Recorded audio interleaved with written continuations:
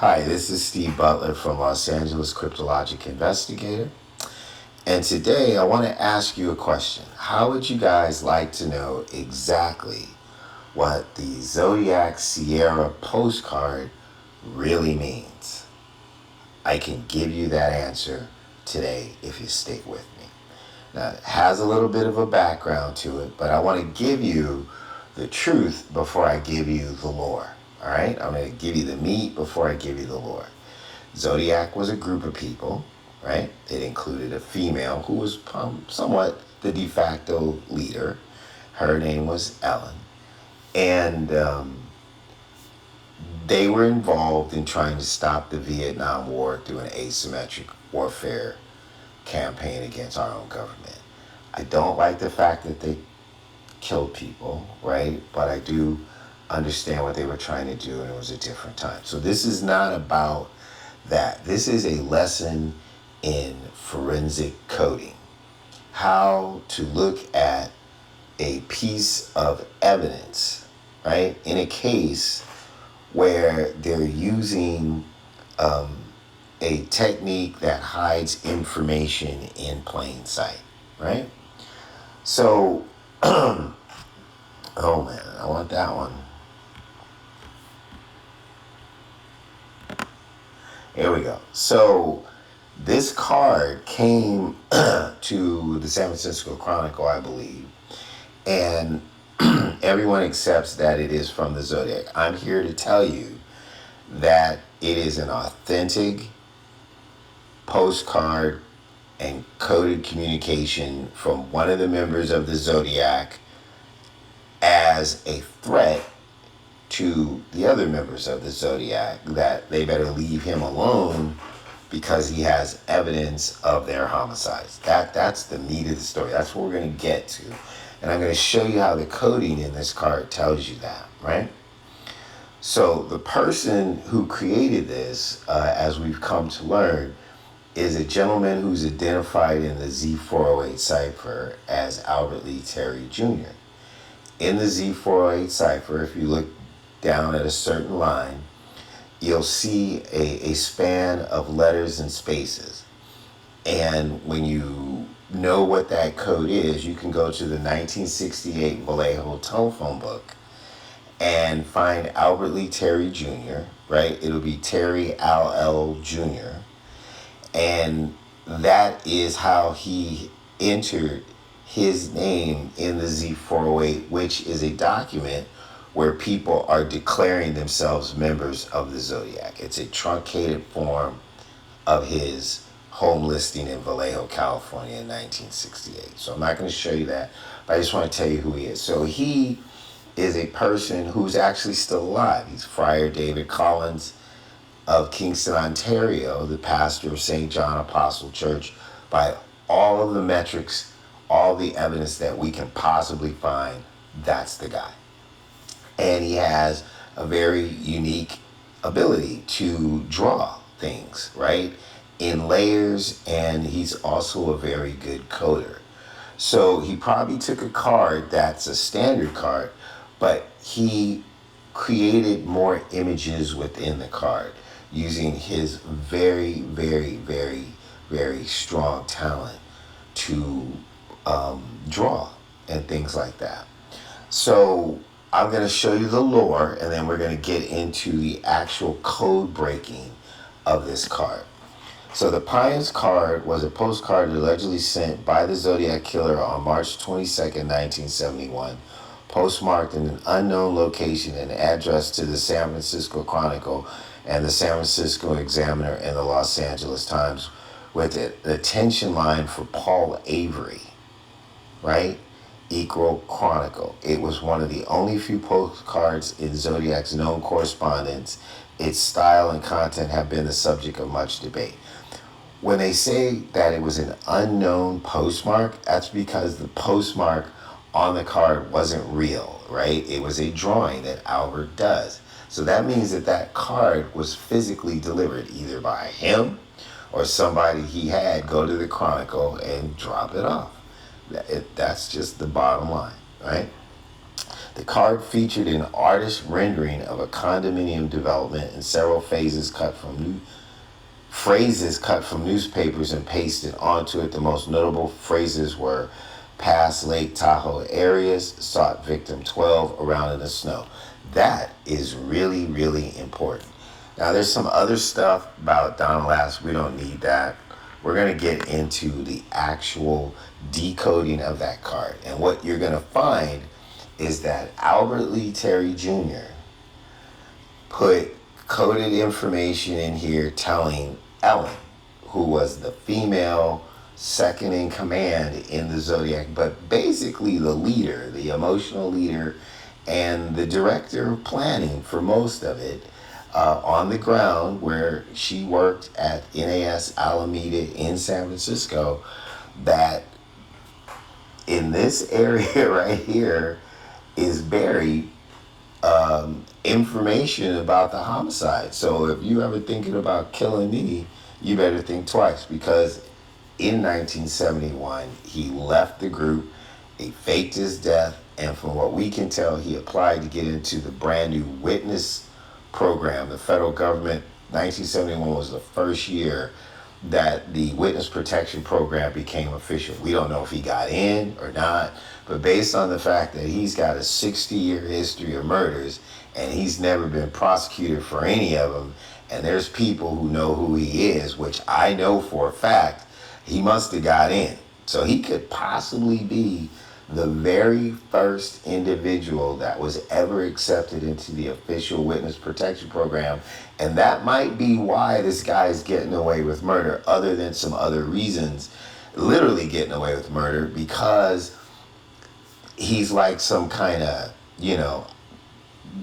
standard post within the group. Like he was the beginning of the official program. It had already been started in the 60s unofficially. So let's get into breaking down the code, all right? So I have it here on my desktop, and we're going to bring it up.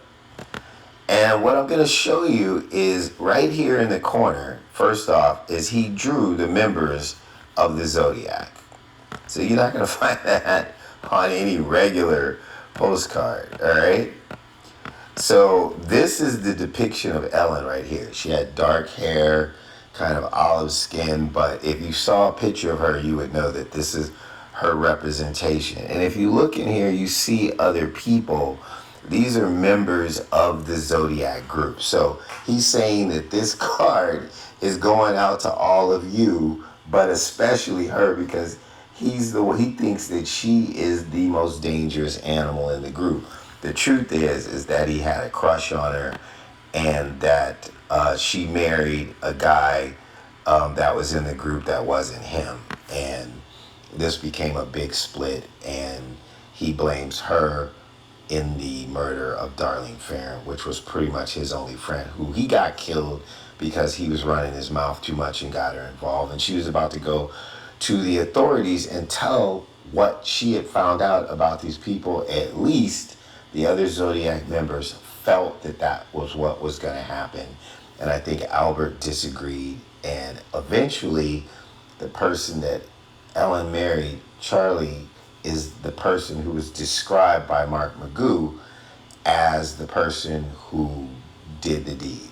And, that's kind of like the story. I don't want to get all mixed up in the murders. I want to just stay with the coding, right? Just so we know what's going on here. And from what I can tell, Albert is a lot of things, right? But when it comes to telling on himself, he generally tells the truth because he's psychotic. He's a psychopath. He literally likes credit, and he loves to put it in public where it sits right in front of people and they don't realize that his confession is sitting there. So let's get into the coding itself. So you have sought victim, 12 past Lake Tahoe areas, a sort of zodiac sign, peek through the pines around in the snow, Sierra Club, right? Well, you see how that's broken up, right? That's intentional, right? And so what we're going to tell you is this. The decoding of Zodiac Sierra Club card. 1. Doodle sought equals seek. 2. VI is vector indicator.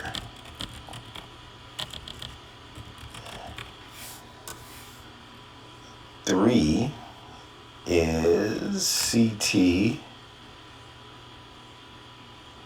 and then you combine that with IM,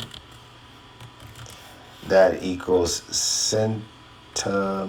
I don't know how to spell it. Centimeters. Maybe I spelled it right. Centimeters, right? And then 4 is 12, right? And let me move this over. So we're looking for 12 centimeters on this card, and it's going to tell us how to do that. So to take 12 centimeters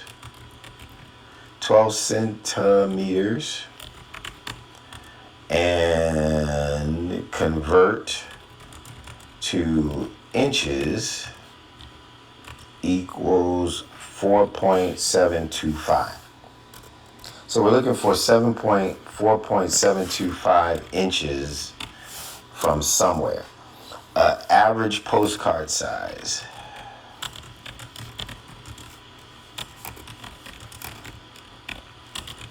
Size equals 4.25 by 5.5 or 4 by 6.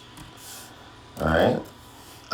If you take 5.5 minus 4.725, that equals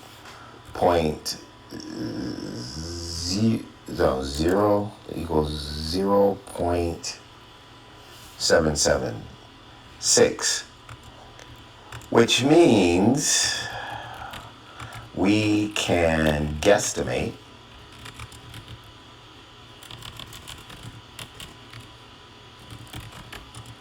that we are looking to find an area that is about 3/4 of the width of the card, or 30% less from one side or the other. That's very important, all right? So now we understand that. We're saying seek vector indicator in centimeters, 12 centimeters, right? And then it says pass areas, right? So I hope I do this correctly. So we have this zodiac sign right here, right? So that zodiac sign to me says that that's our starting point. So let's put that in, right? So 5, zodiac sign is the starting point, right? So it's like X marks, this is where we start. This is the start of the race right here. So I want you to start right here. And that means we're going to be looking to go at least 70% this way, or leaving 30% of the card available, right? So this is about 1/3, like this thing right here, right? Now, 6. If you look right here, you have, I have to check my notes while I do this just to make sure that I got it correctly. All right. It says past Lake Tahoe areas. So I know all this is code. Generally, they code is a word in reverse. He has quotes right here because I think he's saying don't reverse that. So I'm just going to do it the way that I remember doing it. So AREAS, areas, and reverse is SAERA.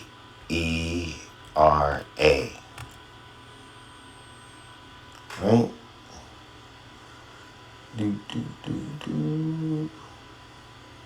Right. Okay. And so that equals a phonetic.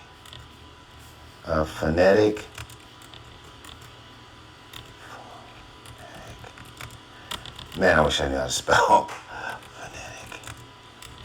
Whatever. There we go. A phonetic pronunciation.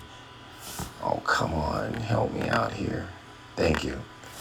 Of Sierra. Right? So where is Sierra? Sierra is right here.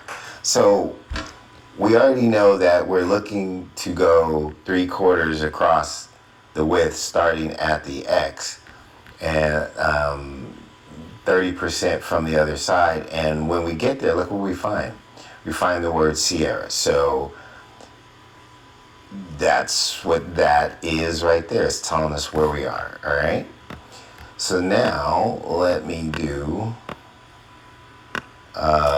pass 7. I do this stuff live so you guys can see me go through it, and I don't do scripts and all that stuff. So I just want you to see the raw film so you know that this is real. So we have pass, and let's change that to SSAP.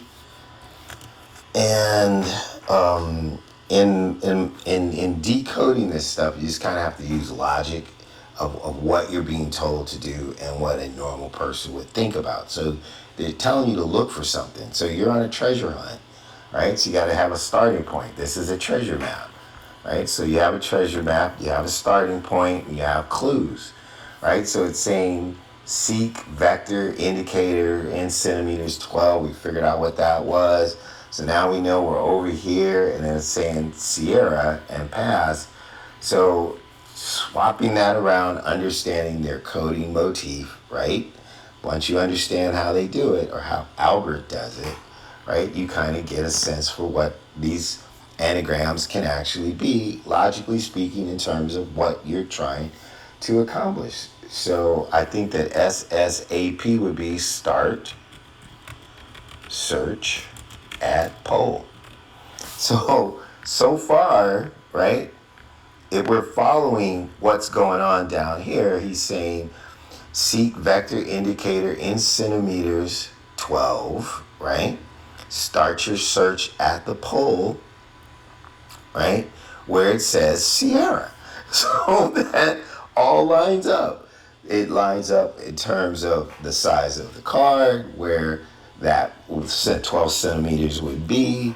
If this is our starting point, right, and past the areas, if you flip them around, right, it says start your search at the pole, where it says Sierra. Even though I translated it the other way, it's just how my brain works. So I needed to go there first. I didn't want to try to miss anything by trying to force my way into making a presentation based on logic. Because to understand this kind of stuff, you do have to be a little bit more open to the fact that you're being deceived, right? Why do people look for logic in an illogical situation? So I'm saying I'm not going to worry about the fact that this is some kind of club or tile. I'm not going to be fooled by all the things that he's trying to fool us with. That's what's called noise encoding. I know this is code. I understand their modus operandi. And can I extract something that makes sense without stretching too far, when in fact he's asking me to make some decision, some guess. This is kind of like Wheel of Fortune or Jeopardy. That's what they use, where you get clues and you have to finish the sentence. Or I can name that tune in 2 notes. After a while, it gets pretty easy. So, again, seek vector indicator in centimeters 12, right? PASS, turn around and start search at pole. Got it, right? Where it says Sierra. Great. So what's 12 centimeters, right? From our starting point? Well, on a card that's either 4.25 by 5.5 or 4 by 6, right? Doing the math of 5.5 minus 4.724, we get 0.776, or approximately, 3/4 of the width of the card, or less 33% from the other opposite side, if that makes any sense to you. I know I wish I could talk in a different way to help people understand, but basically, here's your card, minus 33% of the card, and you end up at the pole where it says Sierra. That matches decoding, right? And then we get to, this is actually going way better than I thought. We go through where it says peek, what's in quotes, peek through the pines. So I think the reason why he put peek through the pines in quotes is he's like, don't flip this around, right? Just I'm telling you to actually peek through the pines. That's what you're supposed to do. Now there's something down here. I don't know what it is. I bet if I enlarge it, it's probably more of a picture than punctuation. But I'm not going to be bothered with it because if I have never looked at it before, that would be a total distraction, right? So we need to peek through the pines. Well, here's all the pines, right? So if I'm standing back here and I'm peeking through the pines, so now he's telling me, right, that you're going to be over here once you figure all this out, right? So somewhere we're standing over here. There's some figure there. I don't know if that's how far he wants to go, but he's saying peek through the pines. So if I'm down here, right, and I'm using this card as a map, and I need to peek through the pines, right, then I am starting my search at the pole that says Sierra, and I'm peeking through the pines. So I'm coming back here, and then I get this clue right here, around in the snow. So we're going to flip this puppy like this so we can read it. It says around in the snow. Now, that's probably code, but it doesn't have quotes, but it's also not broken up. It's solid. I bet there's more information here, but just for the purposes of decoding this to a location, we're going to take all those clues and then we're going to look around in the snow and see if we find anything, right? So I'm standing down here, I'm peeking through the pines, right? I've got my vector indicator in centimeters that tells me that this card is a map. I'm less 30% from this side if I'm using my starting point as of the map from the zodiac sign in the bottom right corner, right? And then it's telling me that the Sierra, right, in a phonetic clue, which is attached to the pole, that this is where I should be looking. And then it says around in the snow. What do you see around in the snow by that pole? You see an iron cross right here. That's what you're looking for. What I can tell you is that in what we call reverse negative or negative, it's a negative view of this card as a print. So most of the time you get a negative, you don't get the negative as the print. You print the negative. When we used to use overhead projectors, it takes light to dark back to dark to light, and you get the image. And the negative is the reverse.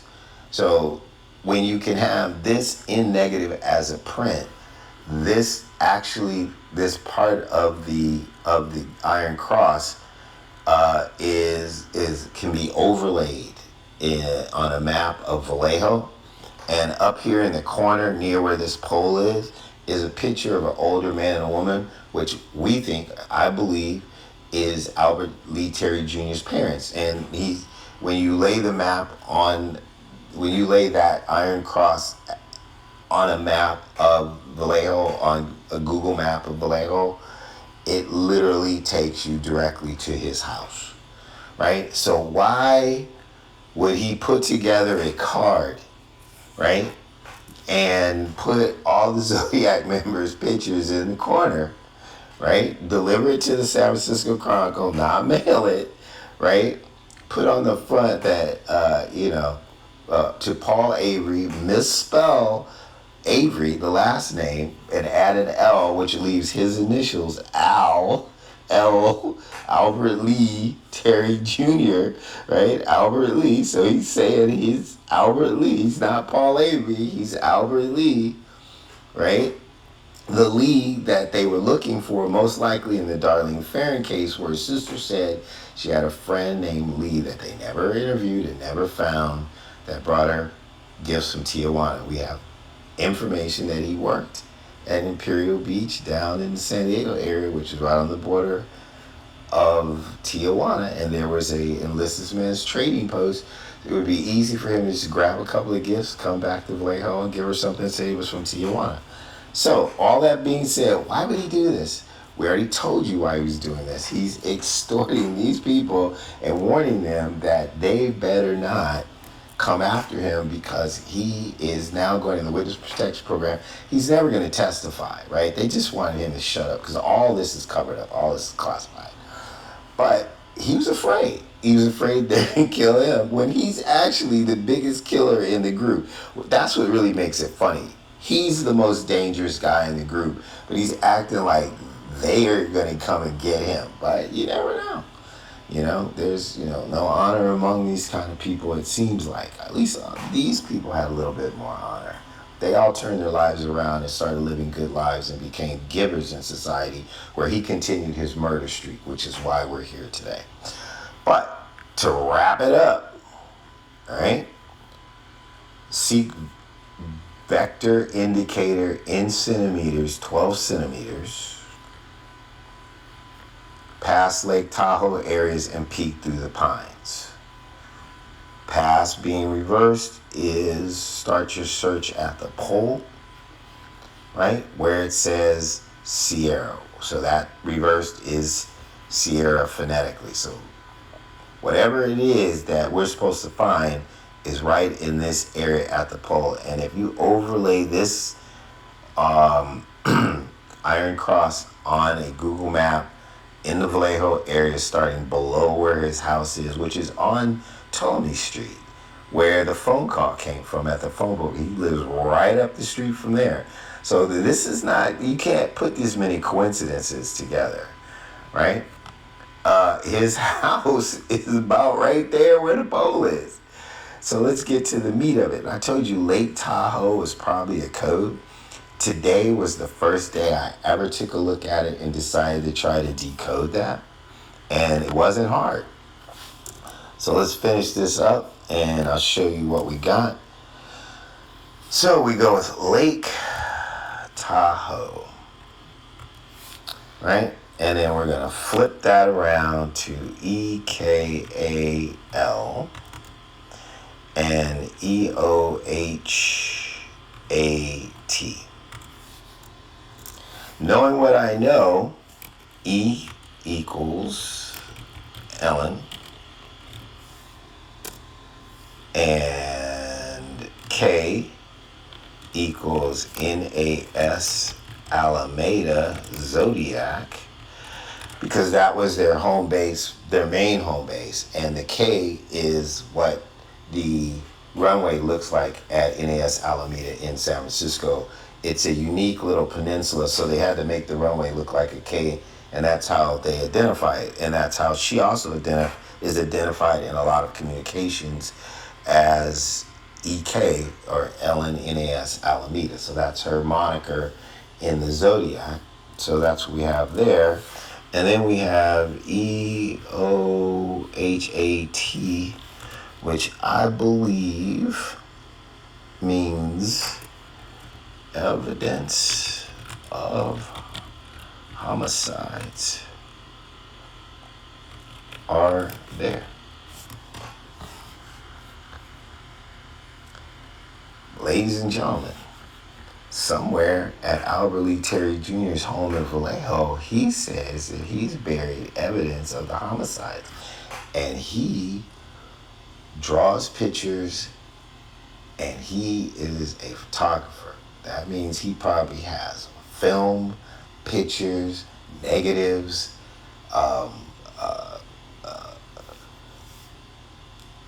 all kinds of stuff, if this is true. And then we have found another image in here, which I don't know, remember where it was right now, but I think it was in here, right? In that reverse negative thing that I'm talking about. I'll have to double check later. But I used to be a photographer, and I kept looking at this thing, and I was like, I know what that is. It's like old film canisters. They're really small, and you put the film in there, you turn off the lights, and in the dark you put it in a little canister for safekeeping so it wasn't exposed to light. And so he's saying that he has film canisters of the homicides at his house in Vallejo based on the Pines card. So that's my presentation, and that's the Sierra Club card from Albert Lee Terry Jr., and it's a message to Ellen of the Zodiac saying, leave me alone. Thank you for hanging in there. I'm Steve Butler, and this was a lesson in decoding Zodiac.